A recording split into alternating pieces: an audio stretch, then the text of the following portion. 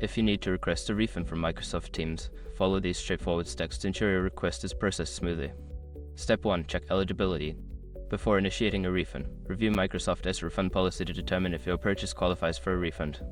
Typically, subscriptions can be refunded within a specific timeframe after purchase. Step 2. Sign into your account.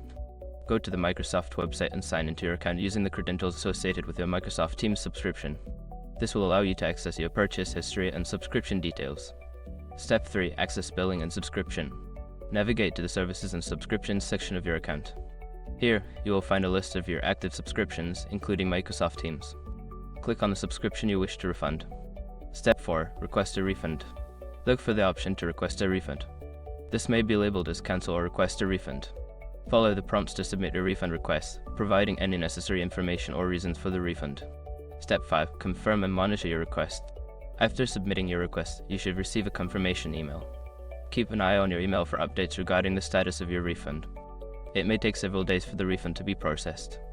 In conclusion, following these steps will help you navigate the refund process for Microsoft Teams effectively. If you encounter any issues, consider reaching out to Microsoft support for further assistance.